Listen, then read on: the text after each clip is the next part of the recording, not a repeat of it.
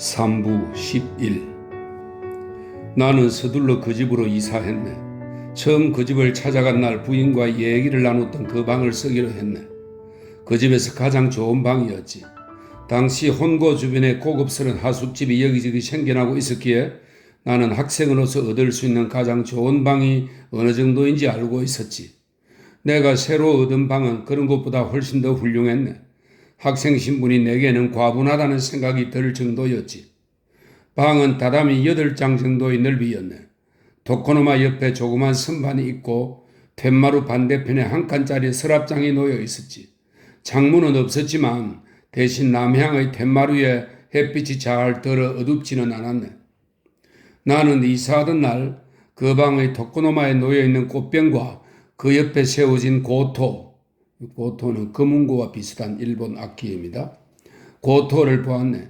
둘 다 마음에 들지 않았지. 나는 시와 서예와 다도를 즐기는 아버지 밑에서 자랐기 때문에 어렸을 적부터 그윽한 분위기에 익숙해져 있었네. 그것 때문이겠지만 언제부턴가 그런 야릇한 장식들을 보면 습관적으로 경멸하게 되더군. 아버지가 생전에 모았던 물건들은 숙부가 대부분 처분해버렸지만 그래도 몇 가지는 남아있었네. 나는 고향을 떠날 때 그 물건들을 중학교 동창에게 맡겨두었지. 그리고 그 중에서 괜찮아 보이는 족자 4대쯤을 고리장 밑에 넣어가지고 왔네. 나는 이사하면 그것부터 도코노마에 걸어놓을 생각이었네. 그런데 방금 말했던 고토와 꽃을 보니 그 족자를 꺼낼 엄두가 나지 않더군. 나중에 그 꽃이 나를 환영하는 뜻에서 장식된 것이라는 말을 듣고는 속으로 쓴웃음을 지었네. 고토는 그 전부터 그 자리에 있었던 것이니 둘 꽃이 마땅치 않아 그대로 세워둔 것 같았네. 이런 얘기를 들으면 자연스레 젊은 여자의 그림자가 자네의 머릿속을 스쳐 지나가겠지. 나도 이사하기 전부터 이미 그런 호기심을 느끼고 있었네. 그런 불순한 마음 때문에 태도가 자연스럽지 못한 것인지 아직 타인과의 교제가 익숙지 않아서인지 나는 그 집 아가씨와 처음 만났을 때 쩔쩔매면서 제대로 인사도 못했네. 그 아가씨도 내 앞에서 얼굴을 붉히더군. 나는 그렇게 직접 만나기 전까지는 미망인의 외모나 태도만으로 그 아가씨의 모든 것을 상상하고 있었네. 하지만 그 아가씨에 대해 크게 기대하고 있지는 않았네. 군인의 부인이니까 이럴 것이고 그 부인의 딸이니까 저럴 거라는 식으로 혼자 상상의 날개를 펼치고 있었지. 하지만 그 아가씨의 얼굴을 본 순간 내 추측은 여지없이 빗나가고 말았네. 그리고 이제껏 상상해 볼 수도 없었던 이성의 냄새가 새로이 내 머릿속으로 흘러들었네. 그 다음부터는 도코노마의 한가운데를 차지하고 있는 꽃이 싫지 않더군. 그 옆에 세워져 있는 고토도 더 이상 눈에 거슬리지 않았네. 꽃은 시들즈음이면 어느새 싱싱한 꽃으로 바뀌어 있었네. 고토도 이따금 비스듬히 마주한 모퉁이 방으로 옮겨지곤 했지. 나는 내 방에서 책상 위에 턱을 괴고 앉아 고토 소리를 들었네. 고토 타는 솜씨가 좋은 것인지 어떤지는 알 수 없었네. 하지만 어려운 곡을 연주하지 않는 것으로 봐서 솜씨는 그다지 좋은 것 같지 않았어. 그저 꽃꽂이 솜씨와 비슷한 수준쯤으로 여기고 있었지. 꽃꽂이라면 나도 어느 정도 알고 있네만 그 아가씨는 결코 솜씨가 좋은 편이 아니었네. 그래도 꿋꿋이 여러 가지 꽃으로 내 방을 장식해 주었네. 사실 꽃을 꽂은 형태는 항상 똑같았어. 그리고 꽃병은 한 번도 바뀐 적이 없었지. 하지만 고토 쪽은 꽃꽂이보다 더 이상했네. 퉁퉁 줄을 튕기는 소리만 날 뿐 노래 소리는 전혀 들을 수가 없었네.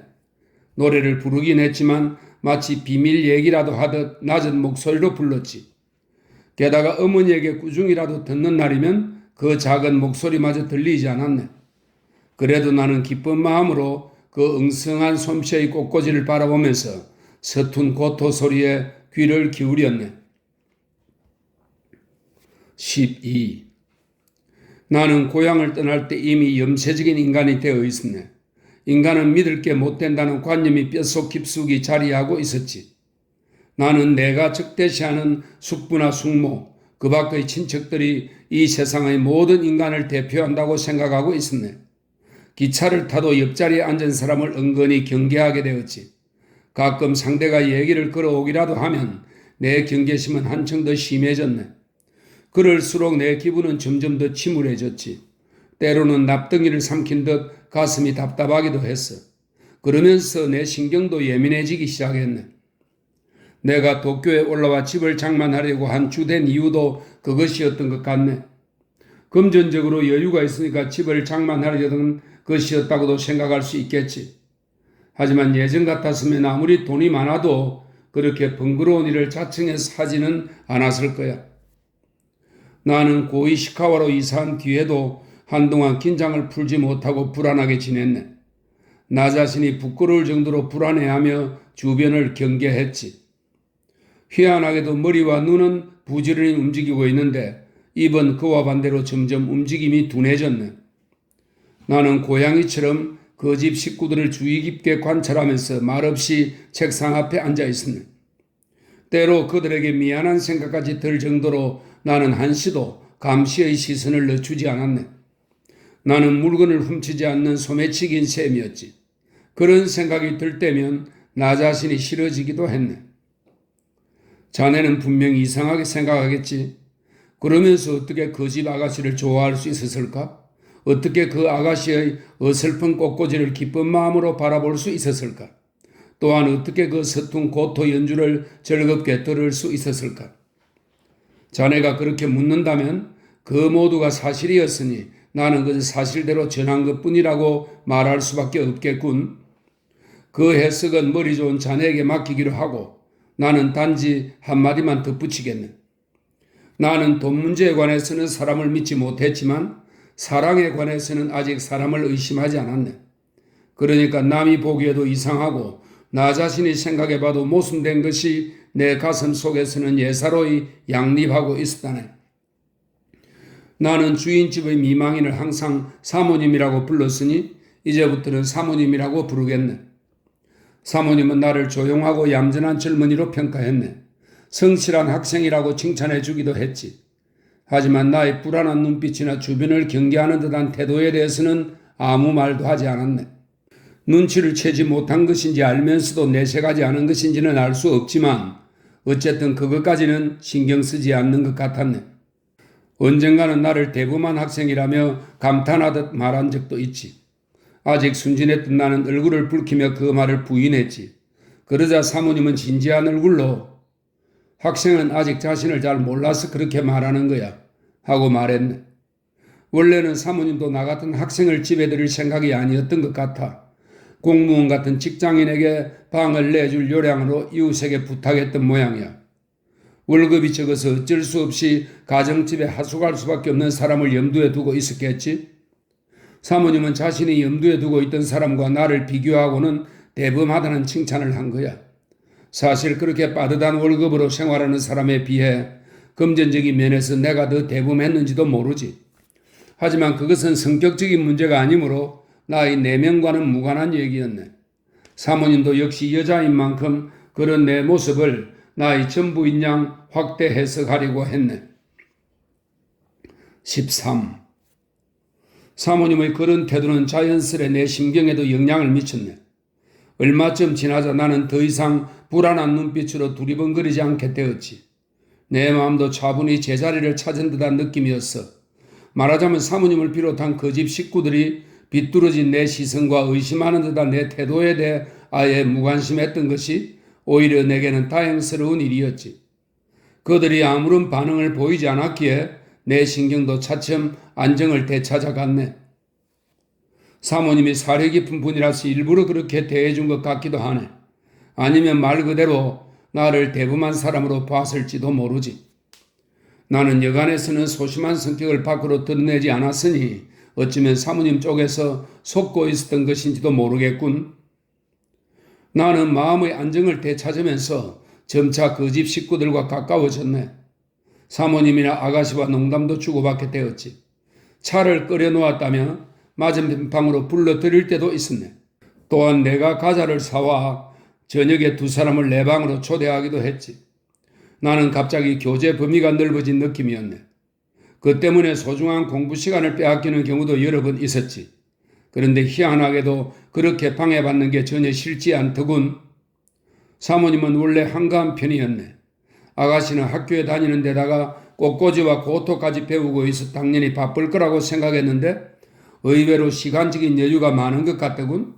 그래서 우리 세 사람은 종종 한자리에 모여 잡담을 나누며 즐거운 시간을 보냈네. 나를 부르러 오는 것은 대개 아가씨였네. 그녀는 직각으로 꺾인 툇마루로 걸어와 내 방 앞에 멈춰설 때도 있었고 다시를 가로질러와 옆방의 장지문을 열고 모습을 드러낼 때도 있었지. 그러고는 잠깐 머뭇거리다가 내 이름을 부르면서 공부하세요? 하고 물었네. 나는 대개 어려운 서적을 책상에 펼쳐놓고 있었으니 곁에서 보기에는 상당히 열심히 공부하는 것처럼 보였을 거야. 하지만 실제로는 그렇게 열심히 공부하지는 않았네. 시선은 책장에 가 있지만 내심 그녀가 불러주기만을 기다리고 있었지. 기다려도 오지 않으면 달리 방법이 없으니 내가 자리에서 일어나게 되더군. 나는 맞은편 방 앞으로 가서 그녀에게 공부하세요? 하고 물었다네. 그녀의 방은 다실과 연결된 다다미 6장짜리 방이었네. 사모님은 그 다실에 있기도 했고 아가씨 방에 있기도 했지. 말하자면 그 두 방은 칸막이는 있지만 모녀가 자유롭게 드나들면서 함께 사용하고 있었네. 내가 밖에서 말을 걸면 항상 사모님이 들어오세요 하고 대답했지. 아가씨는 방에 있어도 대답한 적이 거의 없었네. 이따금 아가씨가 혼자 볼 일이 있어 내 방에 들어왔다가 함께 이야기를 나눌 기회도 있었네. 그럴 때면 묘하게도 마음이 불안해지더군. 단지 젊은 여자와 마주 앉았다고 해서 그런 것만은 아닌 것 같았네. 나는 왠지 불안감에 휩싸이곤 했지. 나 자신을 속이는 듯한 부자연스러운 내 태도가 그렇게 거부할 수 없었네. 하지만 상대는 오히려 태연하더군. 그 여자가 고토를 타면서 소리조차 제대로 내지 못했던 그 여자가 맞는지 의심스러울 정도로 부끄러워하는 기색이 전혀 없었네. 내 방에 앉아있는 시간이 길어지면 사모님이 다실에서 불렀는데 때로는 네 하고 대답만 할 뿐 자리에서 일어나지 않은 적도 있었지. 아가씨는 결코 어린애가 아니었어. 나는 그것을 잘 알 수 있었네. 그리고 내가 알아챌 수 있게 행동하는 그녀의 모습도 눈에 빤히 보였네. 14. 나는 아가씨가 방에서 나가면 그제야 안도의 한숨을 내쉬었네. 동시에 무언가 허전하고 미안한 것 같은 기분도 들더군. 내가 남자답지 못했던 것인지도 모르겠네. 요즘 젊은이인 자네의 눈에는 더욱 그렇게 보이겠지. 하지만 당시의 젊은이들은 대개 그런 식이었네. 사모님은 좀처럼 외출하지 않는 분이었네. 간혹 집을 비울 때도 아가씨와 나만 남겨두고 나간 적은 없었지. 그것이 고의적인 행동인지 우연인지는 나도 모르네. 내 입으로 이렇게 말하기는 못하지만 사모님의 행동을 자세히 관찰해보면 어딘가 자기 딸과 내가 가까워지기를 바라고 있는 것 같았어. 그러면서 때로는 나를 은근히 경계하기도 했지. 그런 일을 처음 겪는 나는 그럴 때마다 마음이 편치 않았네. 나는 사모님이 어느 쪽이든 태도를 분명히 해주기를 바랐네. 내 생각에 사모님의 태도는 분명 모순된 것이었으니까. 하지만 숙부에게 배신당한 기억이 아직 생생했던 나는 한 걸음 더 나아가 그 태도 자체를 의심하지 않을 수 없었네. 나는 사모님의 두 가지 태도 중 어느 쪽이 진심이고 어느 쪽이 거짓인지 추정해 보았네. 하지만 판단을 내릴 수 없었지. 그뿐만 아니라 그렇게 행동하는 이유도 나로서는 이해할 수 없었네. 그 이유를 찾다 못한 나는 모든 죄를 여자라는 단어에 덮어 씌우기도 했지. 분명 여자이기 때문에 저러는 거다. 어차피 여자는 어리석기 마련이다. 나는 생각이 막히면 언제나 그런 식으로 결론을 내렸네. 그 정도로 여자를 업신여긴 나였지만 아가씨만은 도저히 그렇게 생각할 수 없었네. 그녀 앞에서는 나의 논리도 무기력할 정도로 재구시를 못했지. 나는 그녀에게 거의 신앙에 가까운 애정을 품고 있었어. 젊은 여자에 대한 마음을 종교적으로 표현한 것에 대해 자네가 의아하게 생각할지는 모르겠지만 지금도 그 믿음에는 변함이 없네. 진정한 사랑과 신앙심은 별반 다르지 않다고 나는 굳게 믿고 있네. 나는 그녀를 볼 때마다 나 자신이 점점 아름다워지는 기분이었지. 그녀를 생각하면 그녀의 고상한 기운이 내게 고스란히 전해지는 것 같았어. 만일 사랑이라는 불가사의한 감정의 양끝이 존재하고 그 높은 쪽은 신성함이 낮은 쪽은 성욕이 차지하고 있다면 나의 사랑은 높은 쪽 끄트머리에 차지하고 있었네. 나 역시 인간이기에 육체적 굴레에서 완전히 벗어날 수는 없었어. 하지만 그녀를 바라보는 나의 눈과 그녀를 생각하는 나의 마음은 욕정과는 무관한 순수한 것이었네. 내가 사모님에게는 반감을 품으면서도 아가씨에게는 애정을 키워갔기 때문에 우리 세 사람의 관계도 처음과는 달리 점점 복잡하게 얽혀갔네. 물론 그런 변화는 거의 내면적으로만 진행되었을 뿐 밖으로 드러나지는 않았네. 그러던 중에 나는 어떤 우연한 일을 계기로 이제껏 사모님을 오해하고 있었던 게 아닐까 하고 생각하게 되었네. 나를 대하는 사모님의 모순된 태도는 거짓이 아닐 거라는 생각이 들었지.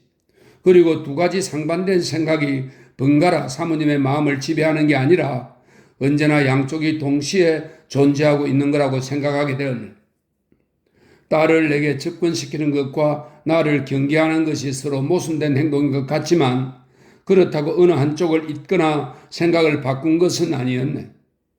사모님은 나를 경계할 때도 여전히 자신의 딸과 가까워지기를 원하고 있었지. 단지 자신이 인정하는 적정 수준 이상으로 두 사람이 밀착하는 것을 꺼렸던 것이라네. 나는 아가씨에게 육체적으로 접근할 생각이 전혀 없었기에 그것은 부질없는 걱정이라고 생각했지. 그리고 그 뒤로 더는 사모님을 의심하지 않았네. 15. 나는 사모님의 태도를 여러모로 종합해 보고 내가 그 집에서 충분히 신뢰받고 있음을 확인했네. 게다가 처음 만났을 때부터 나를 신뢰해왔다는 증거까지 발견했네. 그 발견은 타인을 믿지 못했던 내 가슴에 약간 기이한 느낌을 안겨주었지. 남자에 비하면 여자가 그만큼 직관적인 거라고 생각했네. 동시에 여자가 남자에게 속는 것도 그 때문일 거라는 생각이 들었지. 사모님을 그렇게 생각한 내가 똑같이 직관적으로 아가씨를 바라보았으니 지금 생각해도 희한한 일이네. 남은 절대 믿지 않겠다고 다짐하면서도 아가씨만은 절대적으로 믿고 있었으니까. 그러면서도 나를 믿고 있는 사모님을 기이하게 여겼으니까. 나는 고향에 대해서는 그다지 얘기하지 않았네. 특히 숙부와 관련된 일에 대해서는 일체 언급하지 않았네. 그 일은 머릿속에 떠올리기만 해도 불쾌했으니까. 나는 가급적이면 내 얘기를 하기보다는 사모님의 얘기를 들으려고 했지. 하지만 사모님은 그것을 허락하지 않았네. 기회가 있을 때마다 집안 사정에 대해 물어보았네. 나는 결국 모든 것을 얘기하고 말았지. 다시는 고향에 돌아가지 않겠다. 돌아가도 부모님의 묘 외에는 아무것도 없다. 내가 그렇게 말하자 사모님은 크게 공감하는 눈치였네. 아가씨는 눈물까지 보였지. 나는 얘기하길 잘했다고 생각했네. 얘기를 들어준 그들이 고마웠네. 내 얘기를 전부 듣고 난 사모님은 역시 자기 생각이 적중했다는 듯한 표정을 지었지.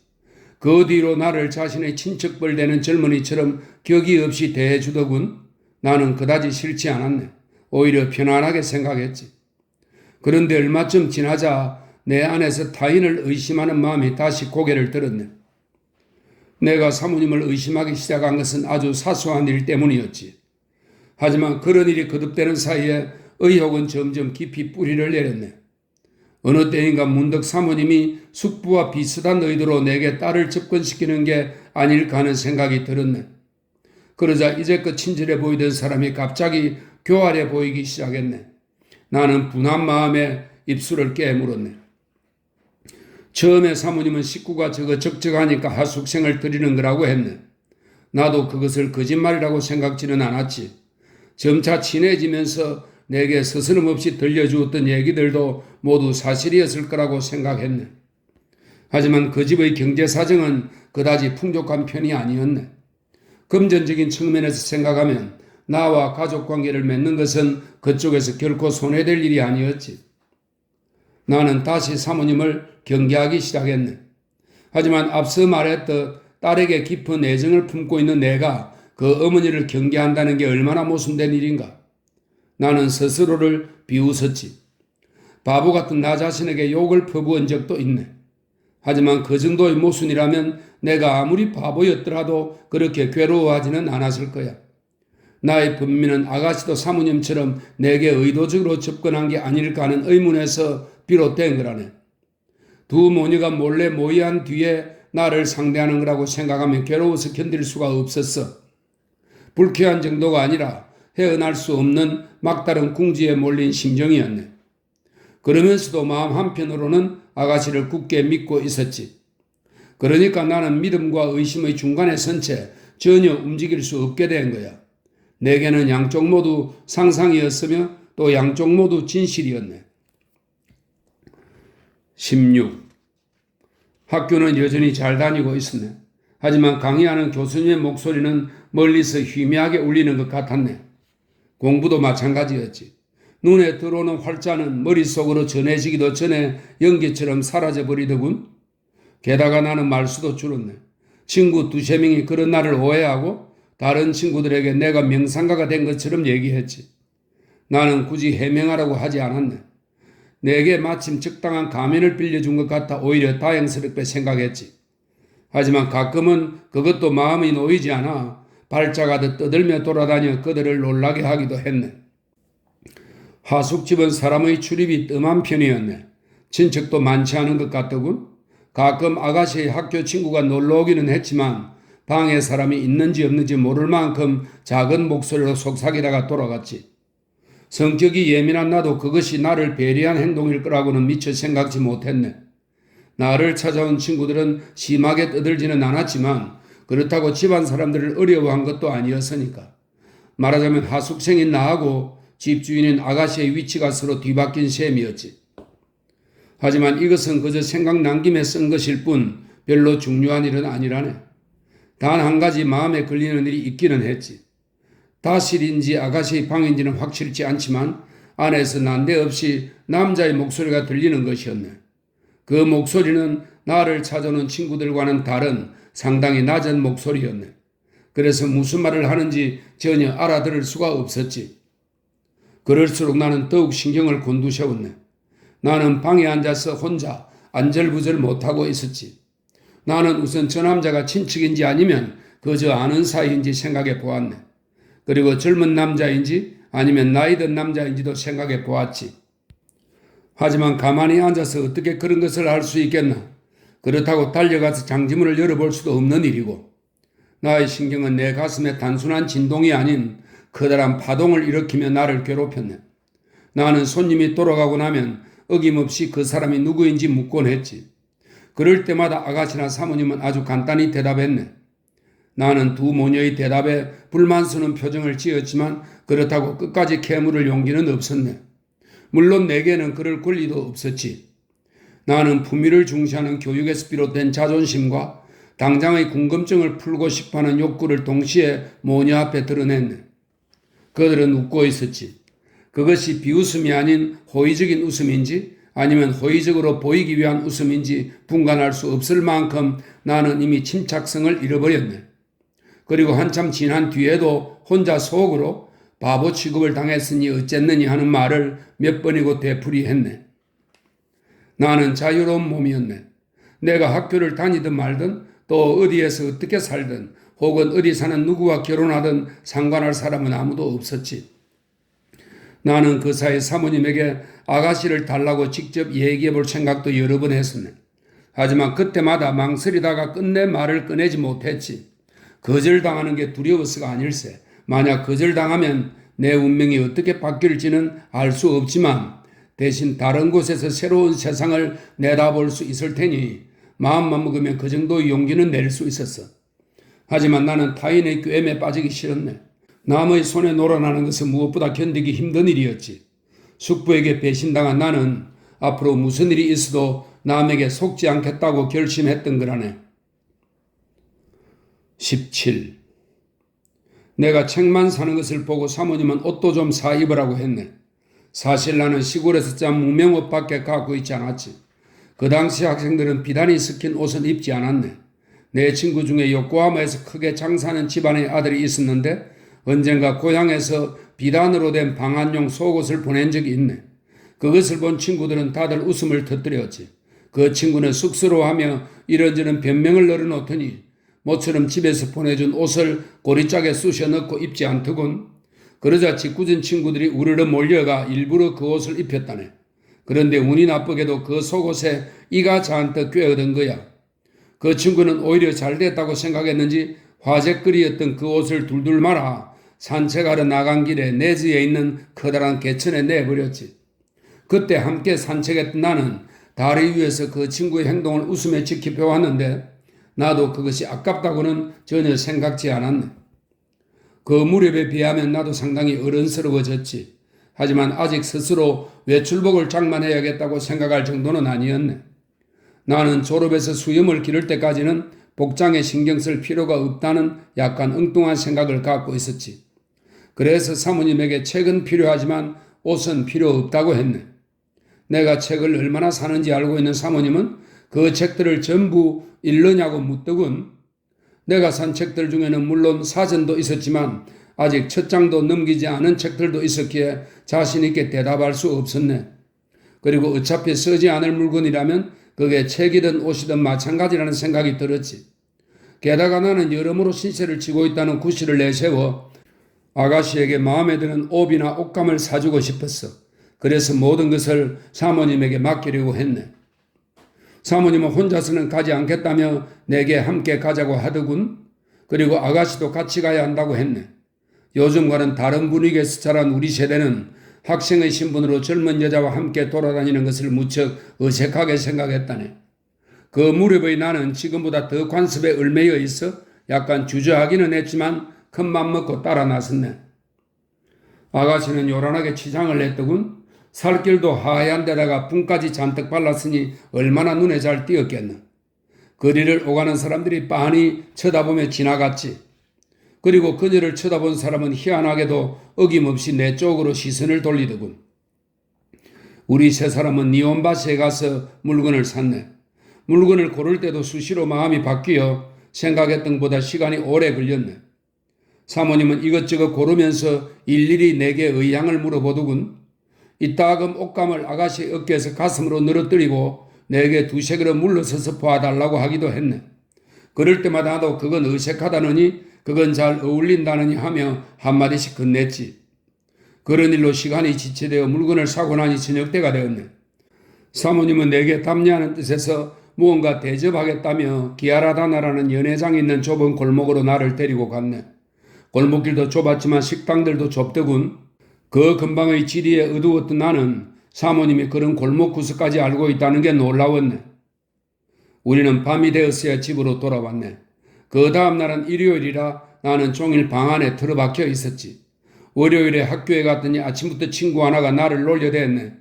언제 장가를 간 거냐고 짓궂게 물었지. 그러고는 부인이 상당히 미인이라며 칭찬하더군.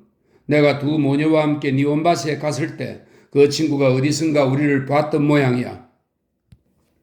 18. 나는 집으로 돌아와 사모님과 아가씨에게 학교에서 있었던 일을 얘기했네. 사모님은 웃음을 보이면서도 입장이 많이 곤란하겠다며 내 얼굴을 바라보더군. 나는 그때 속으로 여자는 이런 식으로 남자의 마음을 떠보는 건가 하고 생각했네. 사모님의 눈빛이 그것을 말해주고 있었지. 그때 내 생각을 솔직하게 털어놓았다면 좋았을지도 모르겠군. 하지만 나는 여전히 상대에 대한 의심을 떨치지 못하고 있었네. 나는 솔직하게 얘기하려다가 이내 생각을 바꾸었네. 그리고 의도적으로 화제를 돌렸지. 나는 가장 중요한 내 얘기는 빼버린 채 아가씨의 결혼에 대한 사모님의 의중을 살폈네. 사모님은 두세 번 아가씨의 혼담이 있었다고 솔직하게 말해주더군. 하지만 아직은 학교에 다니는 어린 나이라서 그렇게 서두르지는 않는다고 했네. 사모님은 직접 말하지는 않았지만 아가씨의 외모를 무척 자랑스러워하는 것 같았네. 마음만 먹으면 언제든 결혼할 수 있다는 식으로 말하기도 했지. 하지만 자식이 딸 하나밖에 없기 때문에 쉽게 떠나보내지는 못할 것 같았네. 때로는 딸을 시집 보낼 것인지 대릴 사위를 맞이할 것인지조차 결정하지 못하고 있다는 생각도 들었네. 사모님과 이야기를 나누는 동안 나는 많은 정보를 얻은 기분이었네. 하지만 그 때문에 나는 좋은 기회를 놓친 꼴이 되고 말았네. 내 생각에 대해서는 끝내 한마디도 꺼내지 못했으니까 나는 적당히 얘기를 끝맺고 내 방으로 돌아가려고 했네. 조금 전까지 옆에서 한마디씩 거들며 웃고 있던 아가씨는 어느새 저편 구석으로 옮겨가 등을 돌리고 앉아 있었네. 자리에서 일어나면서 돌아보니 그 뒷모습이 눈에 들어왔네. 뒷모습만으로 어떻게 사람의 마음을 읽을 수 있겠나? 아가씨가 이 문제에 대해서 어떻게 생각하는지 나로서는 짐작도 할 수 없었다네. 아가씨는 장롱을 마주보고 앉아 있었지. 문이 한자쯤 열려있는 장롱 안에서 무언가를 꺼내 무릎 위에 올려놓고 바라보는 것 같았네. 그 문틈으로 그저께 산 옷감이 눈에 보이더군. 내 옷과 함께 장롱 속에 나란히 포개져 있었네. 내가 아무 말 없이 자리에서 일어나려고 하자 사모님이 갑자기 정색을 하며 내게 어떻게 생각하느냐고 묻더군. 사모님의 그 질문은 무엇에 대해 어떻게 생각하는 거냐고 반문하지 않으면 모를 만큼 갑작스러운 것이었네. 사모님이 아가씨를 빨리 시집 보내는 게 좋겠냐는 뜻으로 물어본 것임을 확인하고 나서야 나는 가능하면 서두르지 않는 게 좋겠다고 했지. 사모님은 자신도 그렇게 생각한다고 했네. 사모님과 아가씨, 내가 그런 관계를 이어갈 무렵 또 한 명의 남자가 끼어들게 되었네. 그가 집에 들어오면서 내 운명은 커다란 변화를 맞이했지. 만약 그가 내 인생에 끼어들지 않았다면 아마 자네에게 이렇게 긴 편지를 남길 일도 없었을 거야. 나는 아무런 대책도 없이 악마가 지나가는 길목에 서 있으면서도 그 그림자가 한순간에 내 인생을 어둠 속으로 몰아넣을 거라는 사실을 알아채지 못했지. 사실 그 사내를 집으로 끌어들인 것은 나였네. 물론 사모님에게 허락을 받아야 했기에 나는 처음부터 사실대로 밝히며 사모님에게 부탁했네. 그런데 사모님은 그를 데려오지 말라고 하더군. 내게는 그를 데려와야 할 이유가 충분했지만 사모님에게는 그를 거절할 만한 이유가 전혀 없었지. 그래서 나는 내 생각대로 끝까지 밀고 나갔네. 19. 나는 지금부터 그 친구를 K라고 부르겠네. 나와 K는 어렸을 때부터 단짝이었지. 어렸을 때부터라고 했으니 굳이 설명할 필요도 없겠지만 그는 고향 친구였네. K는 정토종파 스님의 아들이었지. 하지만 장남이 아니라 둘째였네. 그래서 어느 의사 집안의 양자로 들어갔지. 내가 태어난 지방은 홍간지, 홍간지는 정토진종의 본산을 말합니다. 한자로는 본은사입니다. 홍간지의 세력이 강한 곳이라서 정토종파 스님은 다른 곳에 비해 물질적으로 풍족한 편이었네. 한 가지 예를 들면 만일 스님에게 혼기가 다 된 딸이 있으면 공양주들이 서로 의논해 어딘가 적당한 곳에 시집을 보내주었지. 물론 스님이 그 비용을 대는 것은 아니었네. 그런 연유로 정토종파의 절들은 대부분 재정이 넉넉했다네. K가 태어난 곳도 재정적으로 여유가 있는 절이었지. 하지만 차남을 도쿄에서 공부시킬 만큼 여유가 있었는지 어떤지는 알 수 없네. 또한 그런 조건 때문에 양자로 보낸 것인지 어떤지도 알 수 없고. 어쨌든 K는 어느 의사 집안의 양자로 들어갔네. 그것은 우리가 아직 중학생일 때의 일이었지.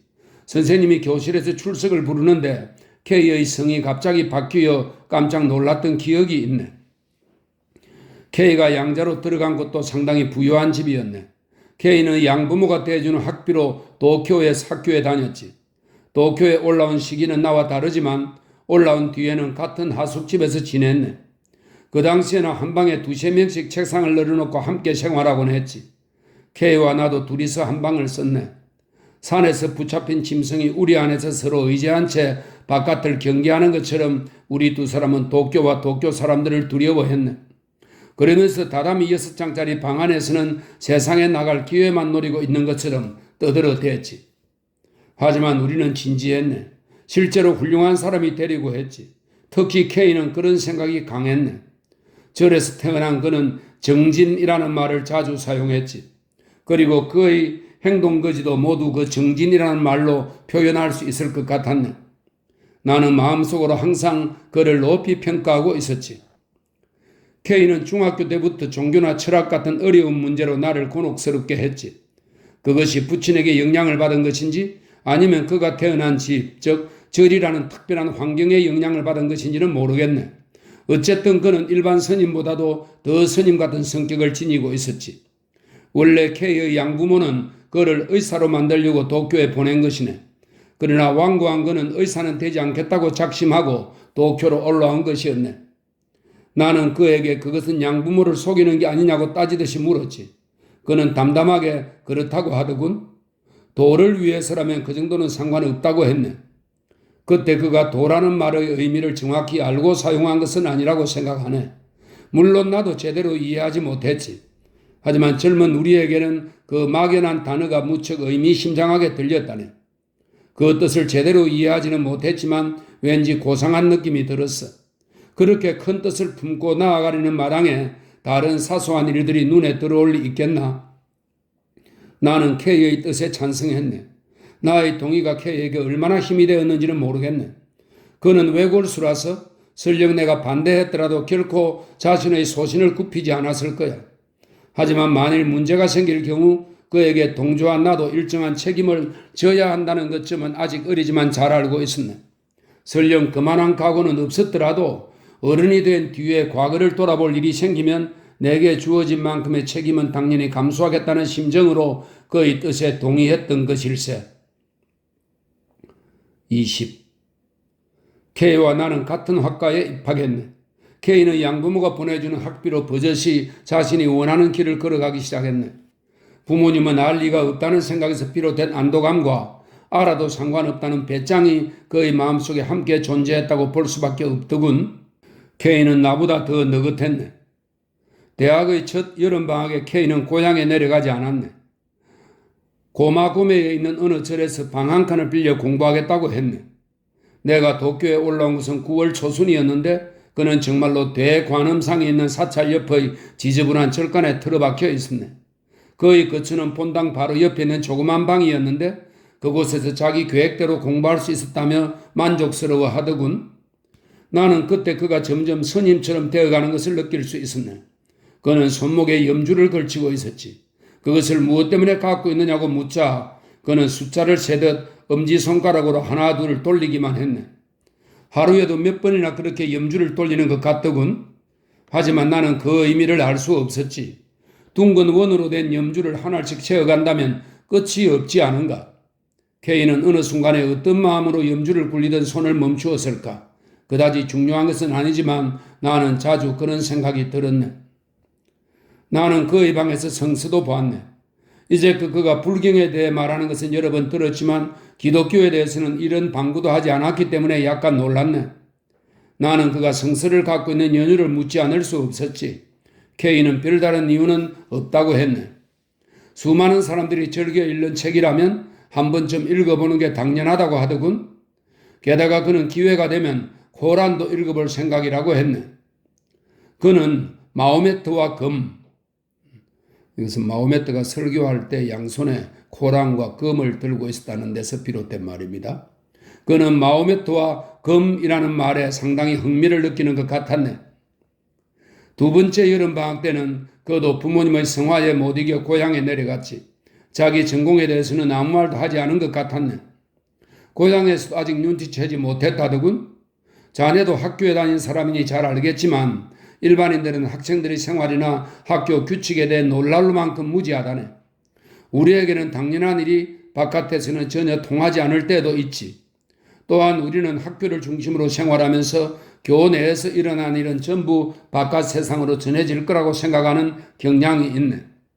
그런 점에서 보면 K는 나보다 세상을 더 잘 알고 있었던 것 같아. 태연한 얼굴로 도쿄에 올라왔으니까.